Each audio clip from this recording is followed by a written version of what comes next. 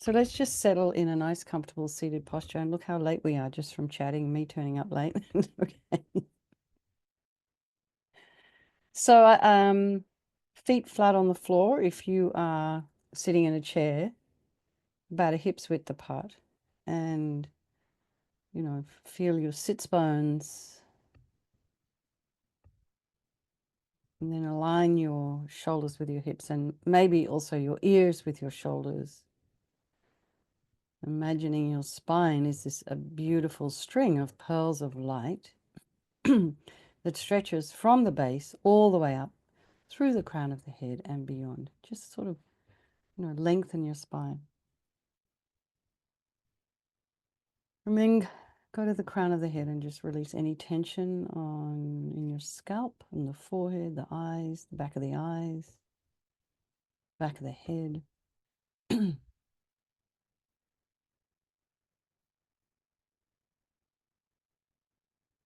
And just relax your nose and your cheeks and your mouth and the back of the tongue, your temples,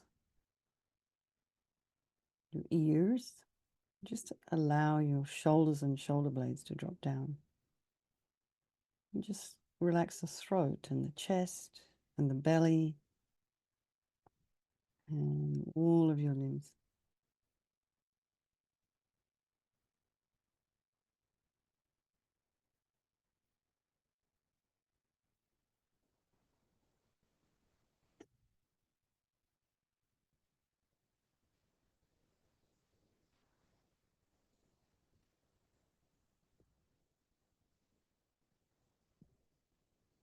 And just be aware of your breath as you inhale and exhale.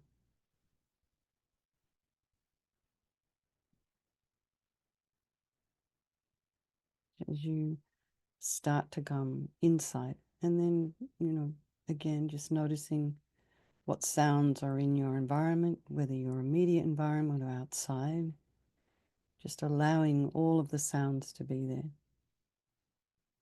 And what other sensory information are you receiving?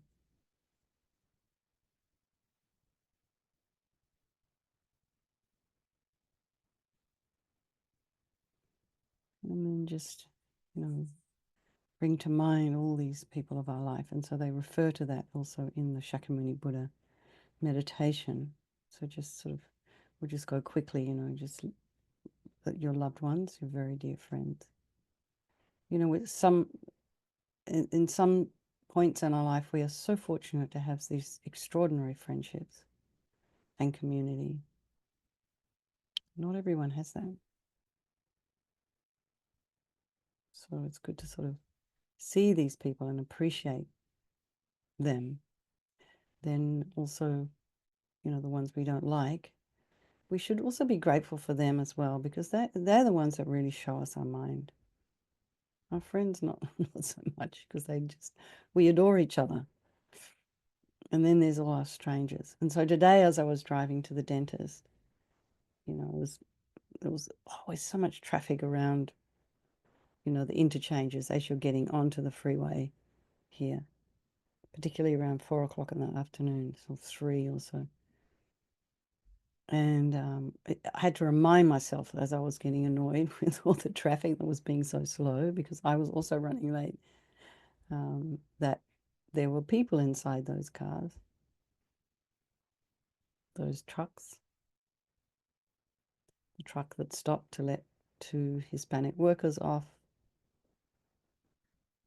All these people are strangers, but they all have things going on in their life,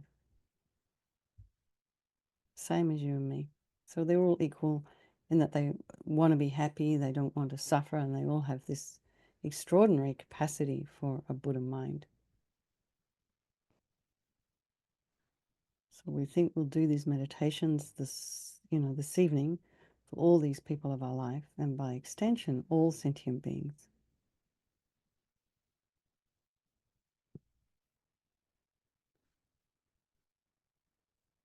So we can think in order to help all beings and lead them to enlightenment, I must attain enlightenment. So this is really why we're practicing. We're just kind of training our mind on the path. So it's good to remember that every aspect of these visualizations that we're doing, these deity visualizations, visualization of Shakyamuni Buddha, they're made of light, transparent, intangible, and radiant.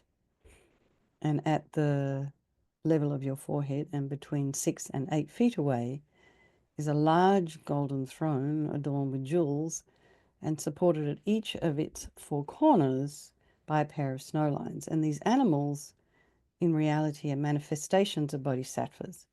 And they have white fur and a green mane and tail.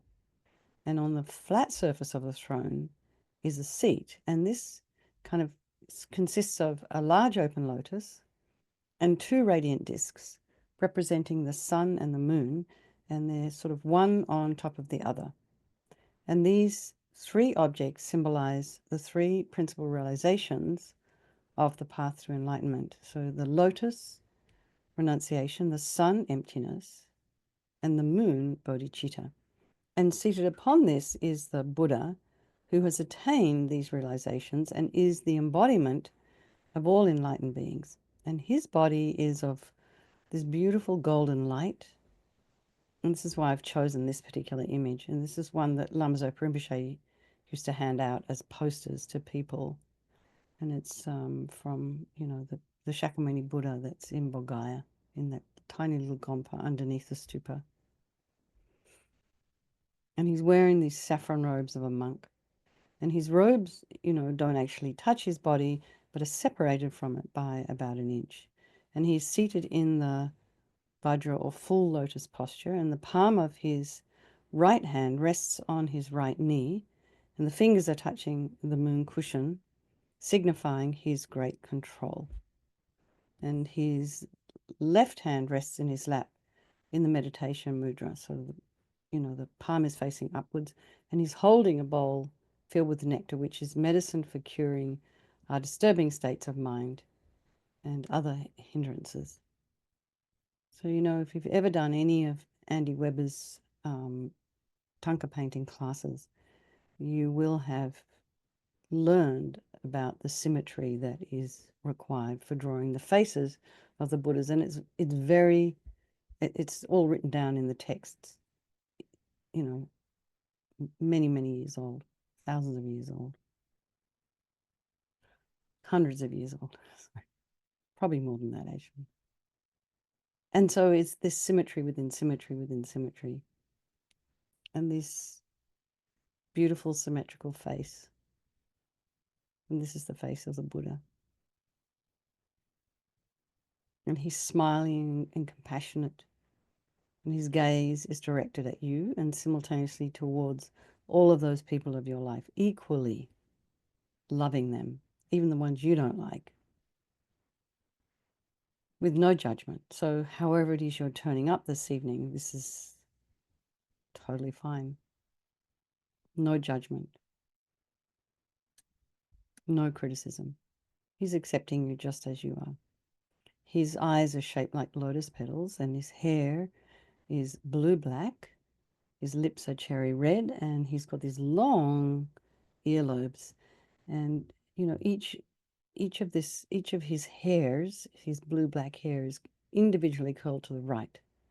And that doesn't kind of get all mixed. And this is supposed to be a kind of a special quality of the Buddhas. In each feature of his appearance represents an attribute of his omniscient mind. And so now you imagine these beautiful rays of light are emanating from every pore of Buddha's pure body, and they're reaching every corner of the universe, probably by now universes. And these rays are actually composed of countless miniature Buddhas, some going out to help living beings and others dissolving back into his body, having finished their work.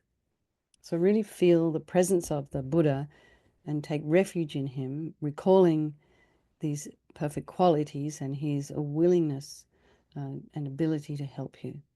So just make a request from your heart, in your mind, to receive the Buddha's blessings, to help you become free from all your negative energy and misconceptions and other problems, and to receive all the realizations of the path to enlightenment. and imagine your request is accepted. The stream of purifying white light, which is in the nature of the enlightened mind, flows from Buddha's heart and enters your body through the crown of your head.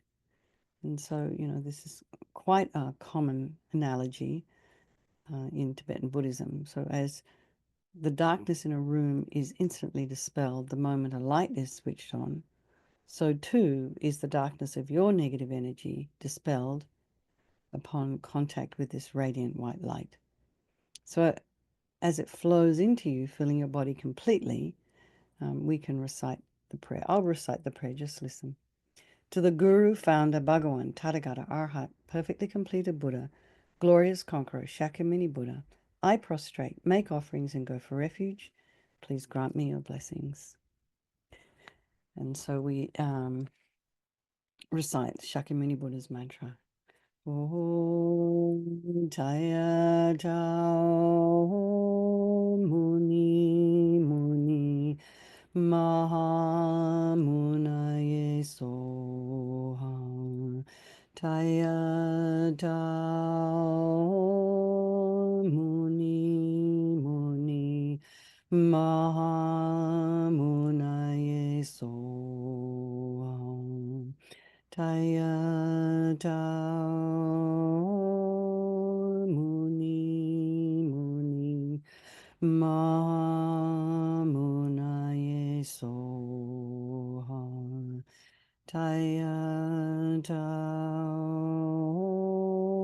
Muni Muni Mahamunaye Soham Jaya Jao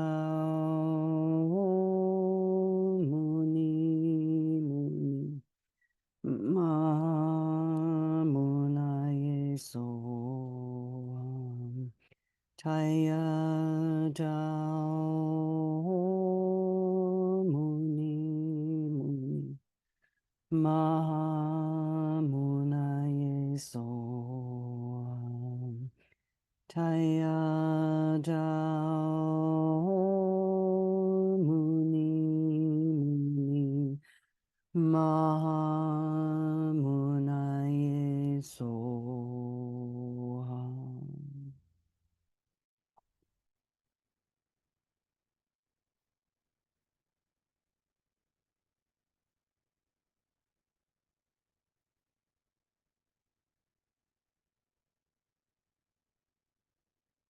So really feel that all your negative energy, problems, subtle obscurations have been completely purified and your body feels blissful and light. So concentrate on this one for a while, just for a minute or so.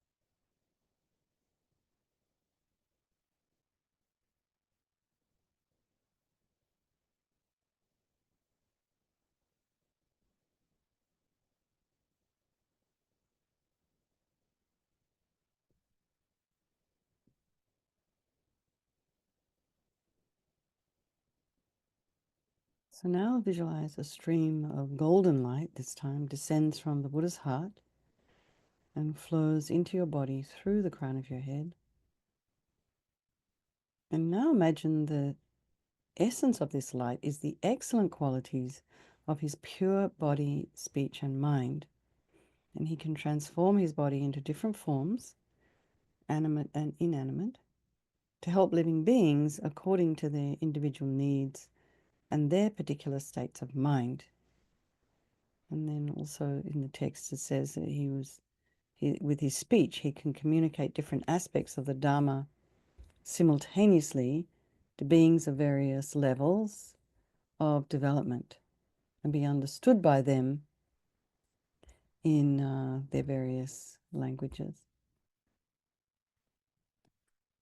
And his omniscient mind sees very clearly every atom of existence and every occurrence, past, present, and future. And he knows the thoughts of every living being. Such is his awareness of every moment. So can you imagine if we all had this capacity? I think we probably, us normal human beings, would probably find it a bit overwhelming if you had the ability to see past, present, and future for every single sentient being you came across. That's a lot. So, however, I'm assuming that when you have that capacity, you also have the capacity to be able to manage it. So imagine these infinite good qualities flow into every aspect, every part of your body, and concentrate on this blissful experience while again repeating the mantra. And yes, Lynn, I will pitch a little higher, but you're all very welcome to harmonize if you're able to. Om Jaya Tao Muni Muni Ma Munaye Soham Jaya Tao Muni Muni Ma Munaye Soham Jaya Tao Muni Muni Ma Munaye Soham Jaya Tao Muni Muni Ma Munaye Soham Jaya Tao Muni Muni Ma Munaye Soham Jaya Tao Muni Muni Ma Munaye Soham Jaya Tao Muni Muni Ma Munaye Soham. So really feel you've received the infinite excellent qualities of the Buddha's body, speech, and mind, and your body feels light and blissful. So we'll just concentrate on that for a couple of minutes.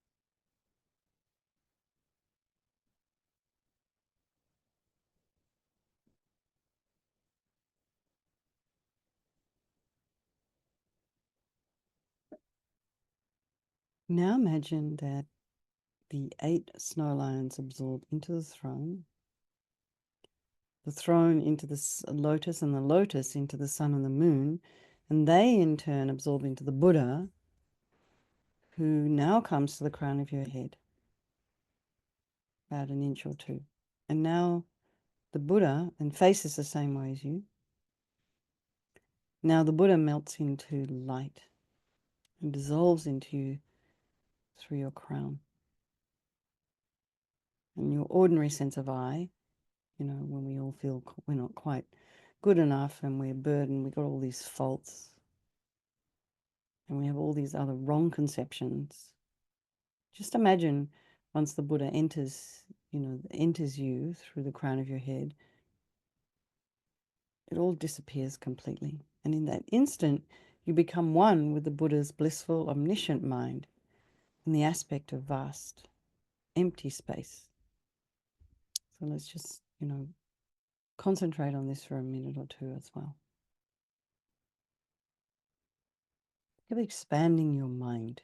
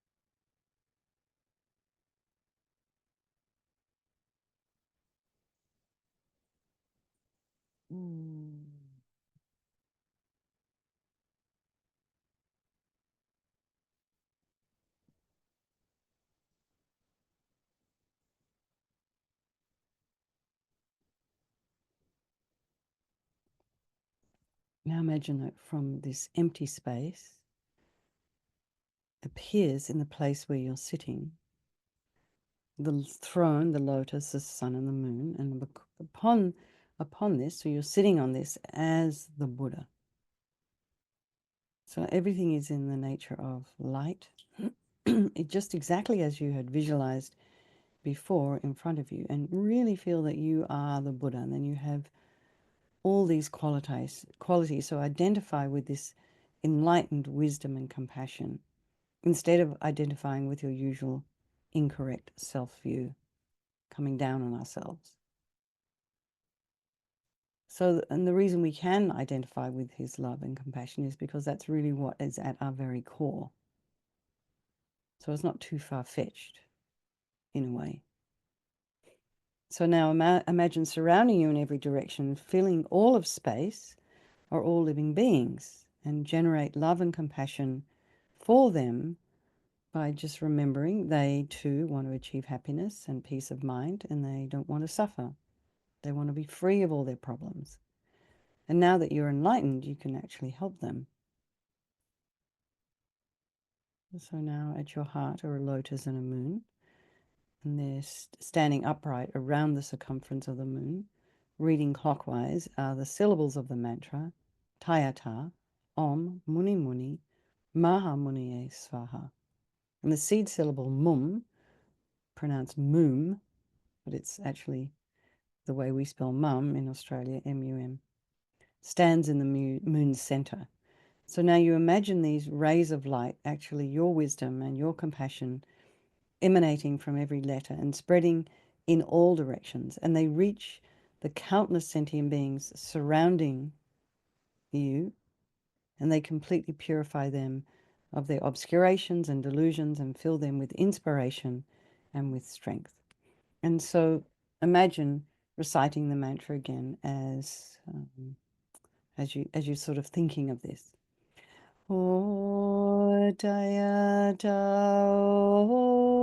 Muni Muni Maha Munaye Soha Tayata Muni Muni Maha Munaye Soha Tayata Muni Muni Maha Munaye Soha Tayata Muni Muni Maha Munaye Soha Tayata Muni Muni Maha Munaye Soha Tayata Muni Muni Maha Munaye Soha Tayata Muni Muni Maha Munaye Soha.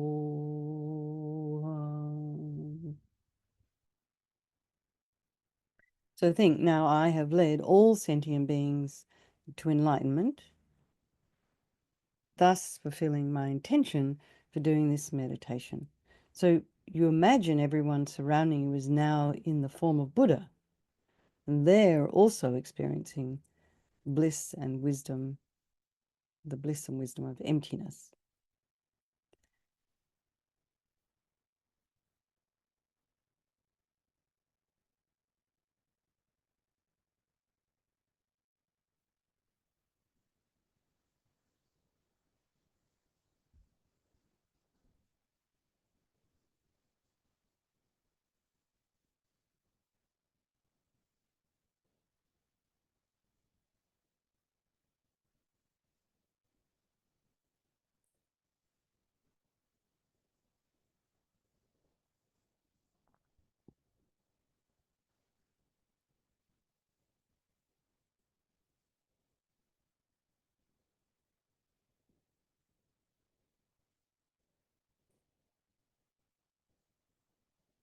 So they say that this kind of meditation, we can sort of think to ourselves, "Oh, don't be ridiculous. I'm never going to be Buddha. I'm not Buddha. There's no way I can turn myself into Buddha." Blah blah blah. And you can sort of, maybe you might be thinking, I'm not really able to help anybody to achieve enlightenment. But this practice is known as bringing the future result into the present path. So reflect on your own spiritual journey and look at where you were at when you started and where you're at now. And of course, sure, you may have matured in just the natural process of growing up, but also you've highly likely matured in your spiritual practice as well, expanded it. So you're bringing the future result into the present path. And this is really a powerful cause for our own enlightenment. So we're just kind of practicing as if,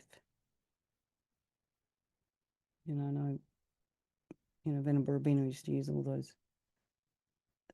when you have a sports person or a gymnast or, whoever you admire, or a ballerina, if you're doing any kind of particular sport, or even if you're doing your own spiritual practice, who do you aspire to be like?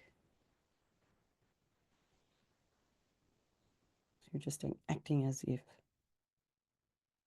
And this way we start to develop a firm conviction in our own innate perfection, our own Buddha potential. And what we've done in meditation, we definitely will achieve one day. Okay, so we just rest there for a moment as we now move to our Lamrim.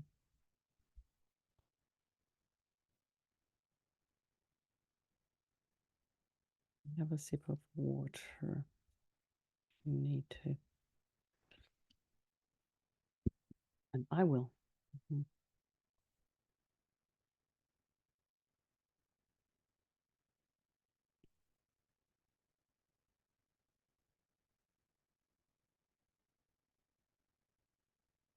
So just settle back into your meditation posture. So whatever is comfortable for you, whatever meditation sitting position is comfortable for you. You don't have to be perfect. You just need to be able to be not in pain, or just be comfortable. As we get older, it's getting more and more of a challenge to sit for any length of time. So we're on day 253, and Lama Yeshe says, any action we do over and over, positive or negative, builds up the corresponding kind of energy. This is how we create habits. So the fifth factor increasing the strength of the delusions is habit. It can work this way. At one time, we had a certain experience with an object. Then, when we meet a similar object, we reenact the first experience, and each time we repeat the action, the strength of that memory increases, becoming more powerful and distorted in our imagination. And the habit builds up certain associations so strongly that whenever a similar situation arises, our mind automatically runs towards delusion. Some people become so obsessed in this way with a deluding object that they cannot forget it. Why does this happen? Because the experience has been repeated over and over again, making the imprint of it thicker and thicker. The mind dwells in the recollection of this experience, adding to the delusion. A person cannot even sleep without a vision of that object appearing in their dreams. I'm sure that everyone has had experience of this phenomenon. If a habit is repeated often enough and its imprint becomes strong enough, we can actually go mad. Sometimes the object of delusion forcefully impresses itself on our imagination. For example, in the West, when we are about to be part from a loved one, we both plead, please don't forget me. Keep me in your memory. If you forget me, it means we don't love me. You don't love me anymore. That's why we're not free. We can see that we are not free because we have become obsessed in this way with an object. So here are our summary sentences. First one. Habit builds up associations that make our mind automatically run towards the delusion.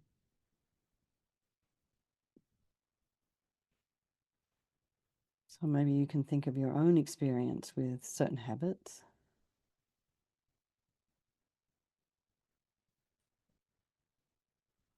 Maybe you've read things about forming habits.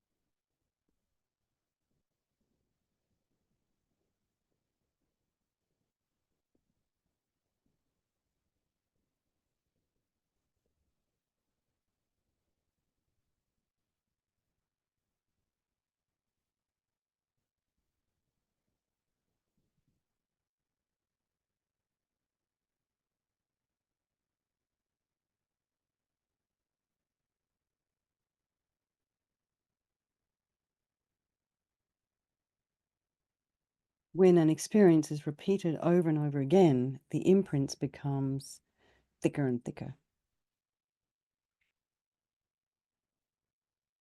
My guess is you can imagine, you know, a piece of cloth that you put dirt and oil onto. And the more dirt and oil you put onto that piece of cloth, the less likely it's going to be able to come out. It's not going to come out easily.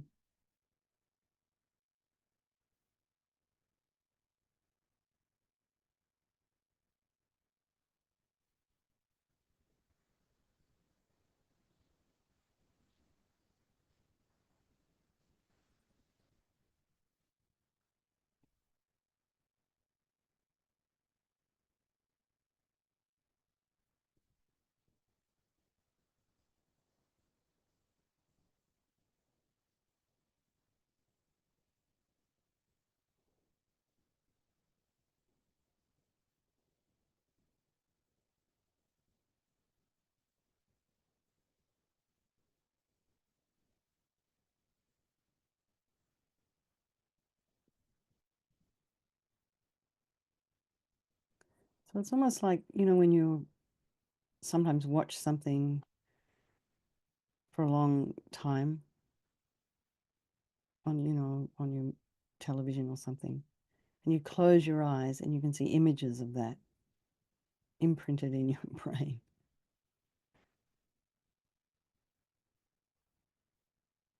So many years ago when I was in Australia, I knew this Gyuto monk, and he would come around to my house and he would put holy objects on top of my television set and on the shelves around. So at least when I was watching television, I would be also looking at the Buddha.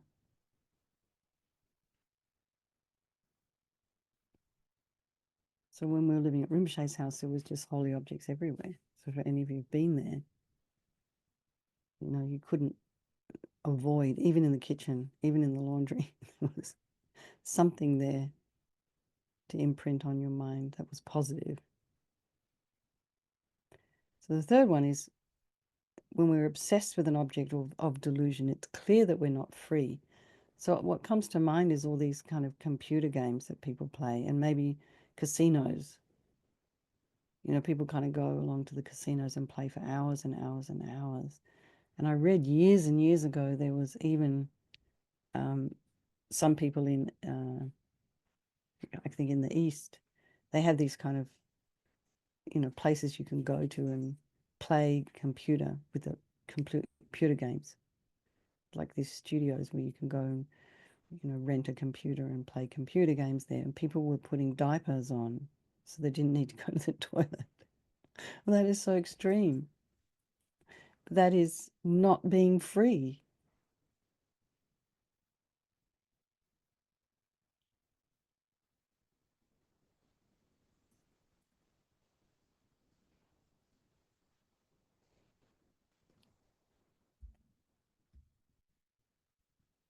So day 254, Lama Yeshe says, Lama Yeshe again, our internal world is constantly being thrown out of balance by the two extremes of attachment and hatred. So I guess we've all experienced this. Seeing some kind of desirable object always involves an overestimation. Its good aspects are emphasized, so much that we lose all judgment about it. Simultaneously, we view that object as if it were somehow self-existent. We conceive of it as something permanent, existing self-sufficiently, the way it appears to us. We fail to see it the way it appears. It's just a function of our own projections. Instead, we think that these exaggerated qualities come from the object itself, rather than what we have projected onto the object from our own side. For example, we have a partner with whom we are obsessed. We find their every movement and gesture interesting. The way they walk, what they say, what they do, all seems good to us. Even when they do something incredibly bad, for us it becomes a source of pleasure. We're concentrating so much on their attractive qualities that their negative aspects are totally obscured. The mind works in such a way, however, that if one day they say something particularly unpleasant to us, our attitude begins to change. We think they're not nice at all. Our mind concentrates on this thought, not nice, not nice, not nice. Soon everything about them appears repulsive. There's nothing about them anymore that is pleasing to us. We can see this happen, can't we? It is incredible how the deluded mind works. First, something appears completely positive, and then it changes to its opposite. But I say that is impossible for any object, any sentient being, to be completely positive or completely negative. Everything has both positive and negative energy. It is only the obsessed mind that sees things in terms of black and white. So our three summary sentences. Seeing a desirable object, we regard it as permanent and exaggerate its good aspects. So maybe you can, perhaps think of maybe some favorite food that you have, your favorite food. And then maybe you eat too much of that favorite food. All of a sudden it doesn't appear, the memory isn't quite so good, and it doesn't appear so delicious.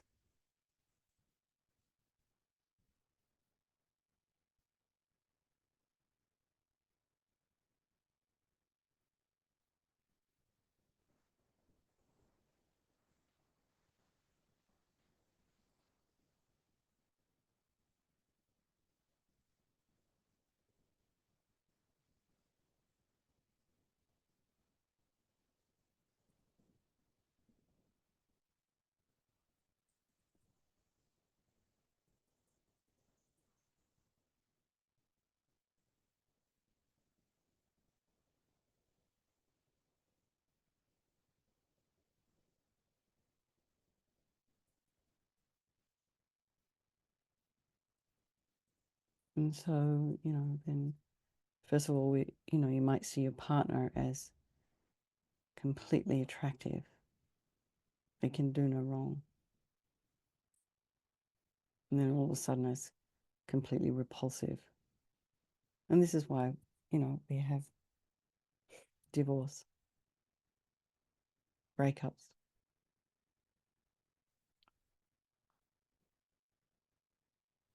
And you often hear these stories of, people in relationships with people who are doing really, really bad things. They're kind of caught up with the police and they're doing this, and then they absolutely cannot see for the life of them that this person would ever be responsible for anything other than being just fantastic.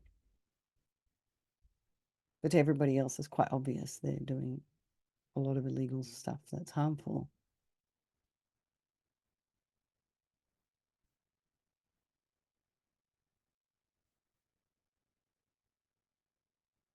So you know that, like, as Lama Yeshe said in his this paragraphs, this chapter, not everyone. I mean, everyone has both good and, they call the shadow side. Not everyone's all bad. Not everyone's all good. It's just our particular perception of that person. So the person you don't like at all might have a best friend or a mother somewhere that just thinks that they're just super gorgeous. Love that child. Cannot for the life of you see what is so good about that person. But it's your perception. And then so just think about that for a moment. You might have some examples of your own.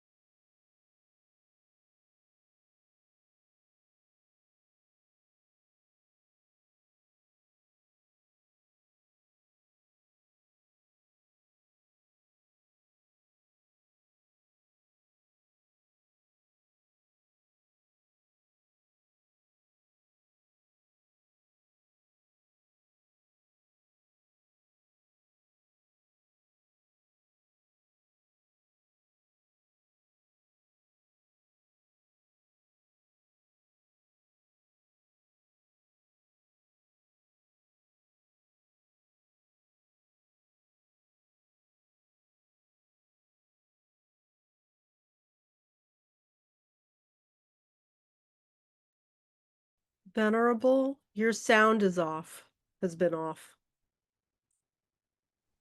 Thank you. So I hope you chanted well by yourselves. Anyway, I'm so sorry. Okay, has a strong wish for Lama Zopa Rinpoche to be, found and back in our lives at some point soon. And my friend Venerable Senla, who was staying here for a few days, said His Holiness said just to leave him alone for the time being, so he can grow up and be with his mum. That's a fantastic idea. I think all kinds of things can go wrong if you take children away from their mothers too early anyway.